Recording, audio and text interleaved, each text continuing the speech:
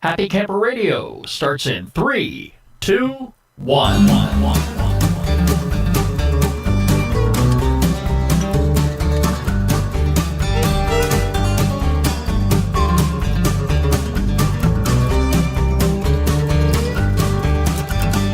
And he's playing his air guitar this afternoon. I'm just bebopping along. And you're on time. I gotta admit, this is a real treat. Daniel, welcome to the Happy Camper Radio Show. Hi, it's good to be here, Skip. I am so happy to have you on board. And we're so happy to have you, our listeners, here too. Our phone number here is 404-537-CAMP. You can like us on Facebook, follow us on Twitter at Camp Talker, and add us to your circles on Google+. Of course, you can access any one of our social media sites very simply by going to our homepage, which is www.happycamperradio.com. And while you're there, make sure you click on the RSS feed button so you can actually log on to the show just about any time and get notified whenever we have a new episode upcoming. Of course, if you're so in tune with the show like many of our listeners are, Daniel, it's just a routine thing. At the end of the week, just click on the website and find out if we have a new show uploaded, and chances are it's going to be there. Chances are. Yeah. Daniel, we've got some shout-outs here. Yeah. A bunch of them, too. First of all, we want to say hello to Carol Ann Quibell of Roaming RV in Canada, to Gary and Pamela from GPM Outdoors, O'Brien's Camping in the UK. Also in the UK, we have Dream Day Campers, to Marsha Pulliam from Kentucky, John Tinsdale. They all added us. Actually, they're following us on Twitter. And we also want to say hello to the folks at Camp Majestic and Catherine Meyer, who added us to circles on Google+. Thank you all so very much for being a part of the Happy Camper Radio family. Daniel, we have a guest on the show. A guest? Yes, and we are so delighted to have him. Jim from Massachusetts. Jim, how are you today? I'm great, Skip. I'm great, Daniel. Thanks. You are actually our very first caller into the Happy Camper Radio Show. And Jim, I tell you, you and I have communicated on a number of different occasions, and I know you're not trying to make him feel like he's left out of the pocket. Whatever. But it's great to have you for our actual first-time caller to the program. And we were just talking a little bit before we got started. That teardrop camper you've got is magnificent, Jim. And I know you're very dedicated into camping, and you are you a scoutmaster? Yeah, I've been a scoutmaster. Now I'm a committee chair. Yeah. All right. So it's been many years. And the reason I bring that up is I know on a few occasions when we have communicated, you were out with the scouts.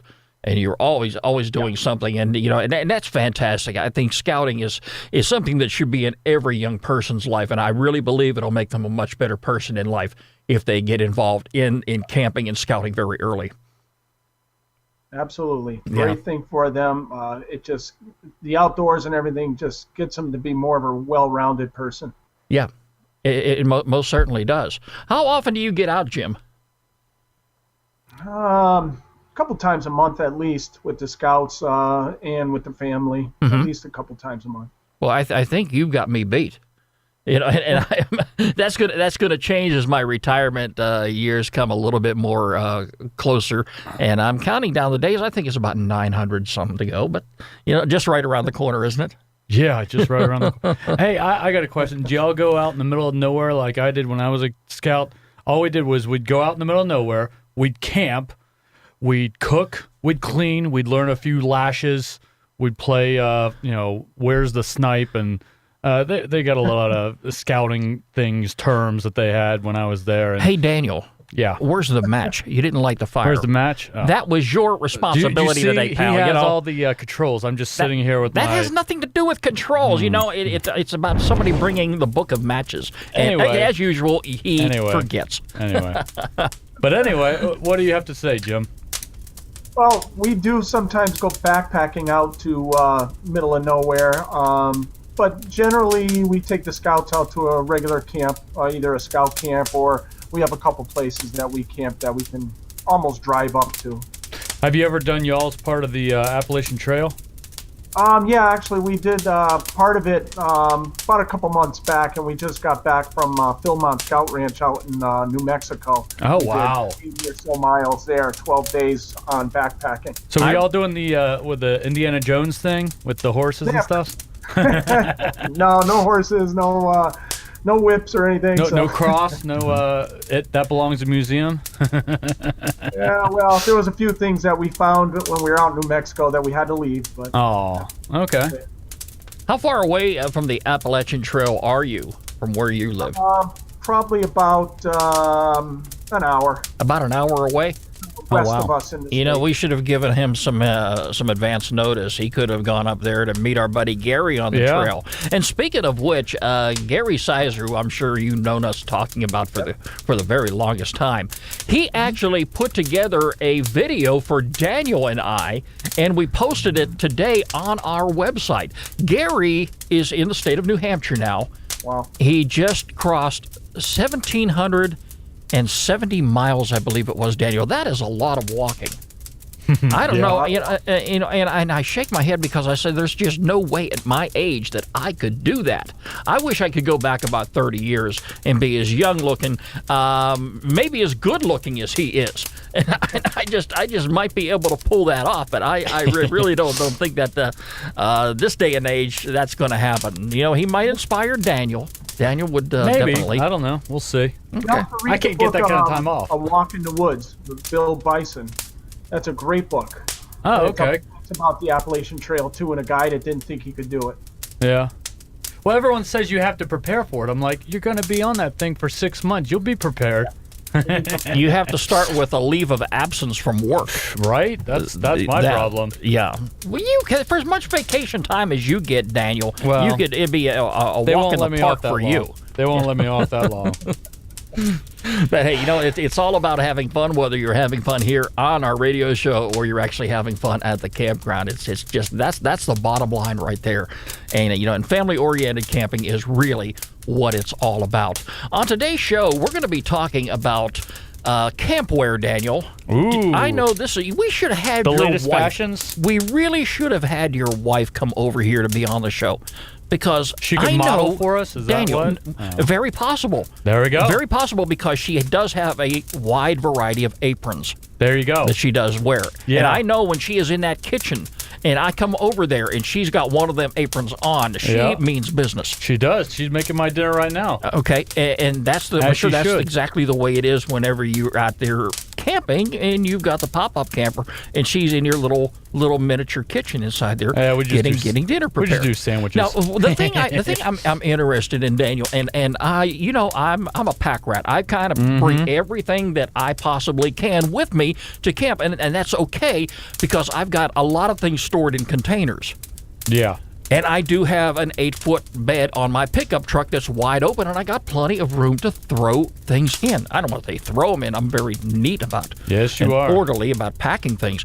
But I do bring along with me some of the campwear, and I'm talking plates, glasses, cups, silverware Mm-hmm. that I have stored away in these containers. And at the same time, Daniel, I also bring with me paper plates, Right. paper cups, plastic forks, spoons, and knives. Mm-hmm.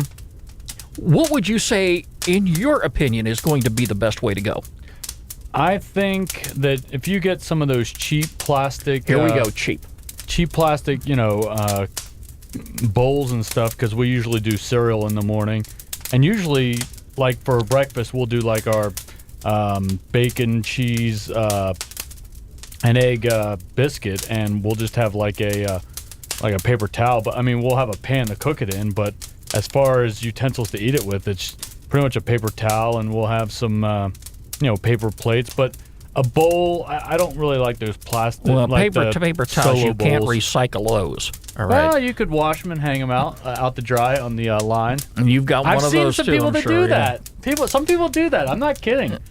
There's some Where are cheapskates you around there. Where are you camping at that I am not? Cheapskate RV park.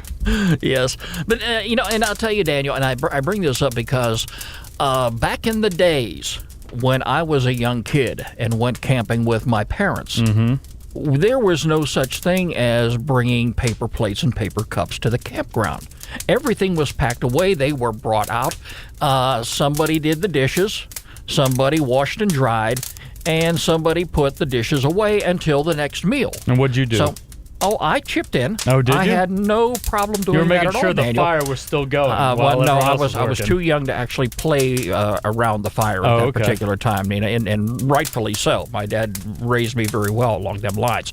But I did take the time to do the washing and the drying and getting all the dishes and everything in order. And there was, my 4 brothers and sisters and my parents. So there was a lot of us. Right. Today, you're going to find a lot of people, and I believe this is true, bringing with them paper plates and plastic cups. The problem with that is, Daniel, those items get very expensive after a while.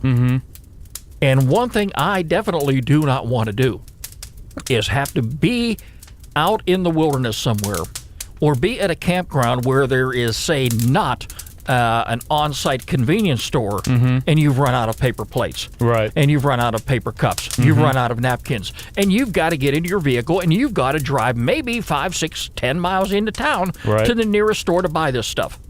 Yep. So I really think it's beneficial to have those items with you. I'm not saying you have to do exactly like I do, but I do carry some of these items with me in the event that something like that would happen. Granted, for cleanup purposes, you're going to find a trash can very close by, and some people actually take the paper plates and the plastic cups and the plastic spoons, forks, and knives and toss them on the fire. I'm not saying that's a safe thing to do, right? But some people do it. You could wash some of those forks and spoons. Yes, and we stuff. have done that before. There you go. In fact, when we were over at Stone Mountain Park, we did that. Oh, so we but reusing paper towels is crazy. No, well, you reuse the paper towels, Daniel, but that is really not going to work for me. And reuse your cups, too. Don't forget, reuse the cups, put your name on them. Oh, yeah, that is important. Oh, yeah, you do that. You bring a marking pen with you there, Jim? Sure. Okay. Hey, I've got one of these big solo cups. I mean, these things are monstrous. And, I take these to work with me, and it follows me around the house. I'm kind of like Uncle Si. And it has his own specific little drinking cup. And he has it. It's like his trademark. He carries it with him. And that's kind of what my cup is here. Is doing. And Daniel, it means you keep your hands off of it. Oh, yeah. That's what I want. Yeah. But, at the same time, I also want to point out, too, Daniel, that, some people who go the cheap route, like yourself, right, who get the cheapest possible paper plates they possibly can, have an appetite like you do. And you're going to pile as much food as you possibly can on those cheap paper plates. And those things are flimsy. You get what you pay for, Daniel. Yeah. And next thing you know, your food is going to be all over the ground. Yeah. And it's going to be bait for the squirrels and the raccoons and the rabbits and any other form of wilderness that's out there. Some people will take those cheap paper plates and they will triple or quadruple them just so they have some support. Yeah. This is again, Daniel, and you also got to keep in mind too, these items cost money. They do. And most people that do use paper plates and plastic items that are disposable, they only use them one time. Yeah. Well, I mean, they're called dollar stores. Show me, Daniel, show me where the nearest dollar store was when you were out camping. Oh, shoot, they're all over the place. Daniel. Jim, come on now. Back me up here. They're around. I don't know if I'd be looking for them when I was camping, but, do all that beforehand. I always try to use one of my favorite camping spots, and I always talk about it up in North Georgia. It is wilderness camping. It's a great place to take the family if you want to, but at the same time, the closest grocery store is going to be about 13 miles away. So it's always to be better safe than sorry. I would rather spend 15, 20 minutes heating up water, doing dishes, drying them out, then come plan for my next meal, Daniel, and find out that you don't have no paper plates left. You don't have no forks left. Hey, I always have paper plates and, You do everything. now. Always prepared. What's the scout motto, Jim? Come on now. You got to tell this guy. He's a poser. Be prepared. Hey, there you go, Skip. And I'll tell you, I'll I'll be really surprised, because there have been a number of occasions where I have gone camping, where somebody in my vicinity came over and borrowed something from me that they did not have. And of course, I'm a very neighborly type of person. If I have it, I've got no problem sharing it. So if they need and Jim, I'll tell you, I'm surprised. You'd be surprised too how many people at public campgrounds go there and don't have any firewood. A lot of people, they have everything else. They've got the kitchen sink that they bring from home, but they fail to bring firewood or purchase it locally. Actually, up here, we can't bring firewood, unfortunately. You've got to buy it at the campgrounds, and that's it. Unless, the scout events and stuff, we can bring firewood, but campgrounds... And we talk about this on the show quite frequently, the don'tmovefirewood.org. And basically what it's all about, and I'm sure it's up in your area too, where they don't want you bringing wood from a certain region into the area that you're camping because of the insect infestation that they're trying to avoid. And that's what that's all about. But if you had, say like if you live maybe 5 minutes or 10 minutes away from the campsite, would they allow you to bring that wood, or would they still be? They probably let you. You're in the area. Mm-hmm. Yeah, so that you could probably get away with, but yes, just like at these campsites, Stone Mountain Park, for example, Daniel, we were sharing firewood because I've got a ton of it. You do, and I have a ton of it, and I bring a lot of wood with me when I go camping, and I had no problem sharing it. And a lot of people, you'd be surprised what they forget when they show up at the campsite. So yes, I mean, if you don't have the grocery store just down the street, there's always the possibility that your neighbor might be able to help you out. Well, when I was a kid, I always scavenged for wood. I mean, it wasn't that big of a deal back then. You do that today, Daniel. Well, yeah, I do. I don't always follow the rules, but whatever. Hey, I'd rather find it in the woods and pay $5 up front to get 3 logs. I'm just saying. Yeah. If you tell a scout to go get wood out of the woods to start a fire, they say there's no wood there. That's much work for them. And I'm sure you know exactly what I'm talking about, Jim. If you run out at the very last minute to, say, the little convenience store on the corner that does sell these little bundles of firewood, you're going to pay a fortune for those. A lot of money. Yes, it's going to cost a lot of money. The wood is well seasoned. It's going to burn, but it's going to burn very quickly. You're not going to have a lot of wood to really enjoy. So really the benefit is if you happen to get into that area and you find somebody who is in the business of selling maybe a half a cord of firewood that you can throw in the back of your pickup truck after you get set up, of course, then that's going to get you through the entire camping trip that you're going to be there for, whether it be 3 or 4 days. I always like to keep a fire going as long as I possibly can, especially at nighttime. During the day, I enjoy sitting around, and I enjoy eating, too. Yeah, you do. So, it's funny you say this about the fire. When we were at Stone Mountain, I think I was the one that kept the fire going the most. You didn't care anything about it. I was the one feeding that thing. Daniel, if it's because I was doing one of 2 things. I was either relaxing in my recliner, or I was setting up the gear for us to do the show. Yeah, or you retired early while everyone else hung out. That I did. Yeah, I'm going to sleep. And if you can sleep well and you're going to be comfortable while you're camping, that's going to be important too. Yep. Hey, our phone number here again is 404-537-CAMP. You can get in touch with Daniel and I anytime. And do you have a camping question or a comment you want to share? Definitely pick up that phone and give us a call any time of the day, 24 hours a day, 7 days a week. Would love to answer your question on the radio show and be able to get you on the program as well, just like we are Jim right now, talking with him on the show. But anyway, getting back to the subject at hand, Daniel, I really think it's important that you carry those extra items with you, even if you don't want to use paper plates and paper cups or what have you. Mm-hmm. If you've got the metal ones, if you've got the plastic ones that are washable, that you can put them away, you're never going to run out. I remember years ago, we replaced the silverware in our kitchen. Oh, yeah? We got some brand new silverware, some brand new knives, and I didn't let the old stuff go to waste. That went right out in my camping box, and that's where it's at. And I always carry some dish soap with me, and I carry the buckets, the little dish pans, so I can put the soapy water in there and the rinse water. We just had to replace a little attachment on our sink for our pop-up, because before we had to run everything under the spigot, and that was a pain in the butt. You bought that from a relative, didn't you? No, we bought it from Deidre's old boss. Oh, okay. And it's been in the shop how many times already? I don't know. It's old. It's over 20 years old. What do you expect, Skip? Come on now. Well, I'm sure it's gotten its use. Yeah, it has. Not so much with you as it had with the previous owner, but I don't know. Yeah. I don't know. We'll see. So yeah, it definitely does pay to make sure that you're very well equipped, very well prepared. By the way, do you by chance have one of those? And Jim, you might have one of these. What I'm talking about, one of these fancy Boy Scout knives that's got all the attachments on it: the fork, the knife, the spoon, the scissors, the wire cutters, and the assortment of sharp knives. I have a Gerber. A lot of the boys have them. Yes, and that's another option too. If you run out of your plastic ware, you can always resort to the little knife that's in the pouch attached to your belt. Yep.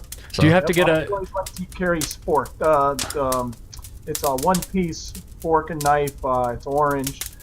That's all they use. That in a bowl. That's it. Hey Jim, do you have to give your silverware chit like a woodland chit? Whittling, yeah. That's what always drove me crazy. Like you had to get a little card, Skip, to use a knife, like a little Swiss Army knife. And then you had to get another chit to use an axe because you had to set up a certain area in the campsite. You had to section it off if you wanted to cut wood. Is that still a thing, Jim? Yeah, one is called a totem chip. Totem chip, that's it. For the knives, and then you have the firearm chip. Oh yeah. Fires and use an axe and all that. Yeah. Yep. Wow. You always get if you're bad, if you cut yourself or something, they can take a corner off of it, but we never do. Oh, I remember that. I remember that. That's hilarious. Back in my scouting days, and that's going way back now. That's something they did have an area roped off that if you had the knife and you were whittling, or if you were chopping, or you're doing something with wood, you've got to be in that area, and nobody else could go in there as long as somebody had that area occupied. It only makes sense too. Yeah, that's true. It's the same thing at a campsite. You just I'm sure most people don't even think about that, and they probably have a section that they are chopping wood, and it worries me half to death, especially if they've got youngsters, if they've got young kids.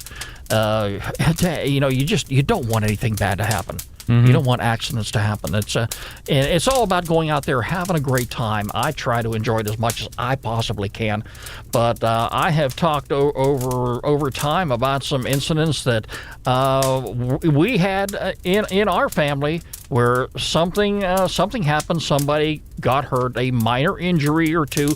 Hey, you don't want those things to happen, but they do. They could be a whole lot worse. Yeah, it's true. Yeah, but anyway, I mean, I think the best solution as far as our subject is concerned is bring the basic stuff as far as forks, knives, spoons. I always like to go to Goodwill. Goodwill always has used pots, pans, whatever, because forks and knives, you can get those anywhere. I think the most important thing is the pots and pans that you use.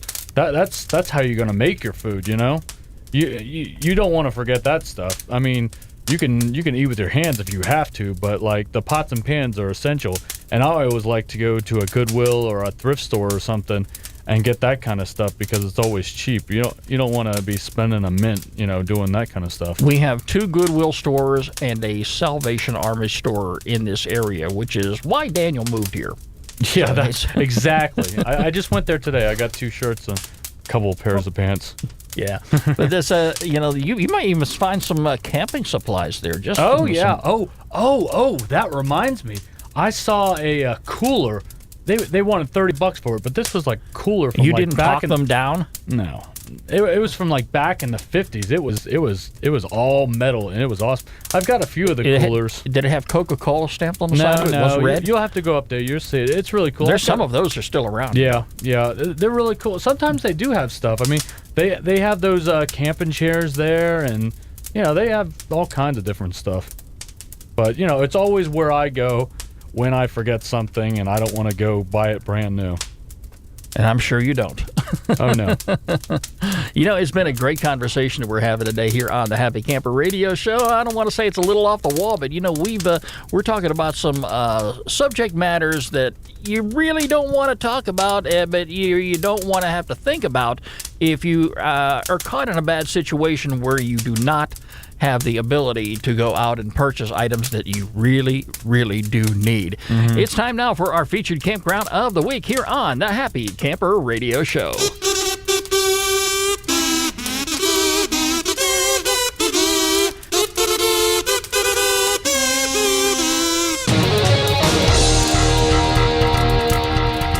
Daniel, you want to talk about hot, you want to talk about cold. I don't know exactly what the temperatures are in this area right now, but I can tell you for sure that they are about 59, 62 degrees. No, that's not too bad. We're going to take you out to California. We're going to go to the Cold Water Campground. This campground is open all the way through Saturday, September the 27th. You still have a little bit of time. If you happen to be vacationing in California, if you're looking for a camping destination that maybe is a little bit different, maybe is up there in the elevation, you may want to keep the Cold Water Campground in mind. This campground is located high in the eastern Sierra Nevada mountains near the town of Mammoth Lake. And the campground sits in pine forest areas with an elevation, like we say, about 8,900 feet. Large and small boulders are strewn about the campground. Wildlife is all in abundance there. The eastern Sierras are abundant with black bear, mountain lion, mule deer, all kinds of different species of fish and birds. So, it's a great place to go camping. The only thing here, Daniel, and it's not going to do you any good, is because they don't have electrical hookups. Oh, well, I'm out. Okay, no, you can still bring your pop-up camper, but you're not. They encourage you not to fill your RV with your RV tanks with water. Do that somewhere else and bring your RV up there. They want you to conserve and conserve wisely. The activities and amenities at this particular campground include biking, firewood, there we were talking about that a little bit earlier, flush toilets, hiking, they have a campground host, parking area, paved roads, trash collection, wildlife viewing, which is right up my alley, and a lot of things you need to know before you go. And I try to point this out as often as I possibly can, Daniel.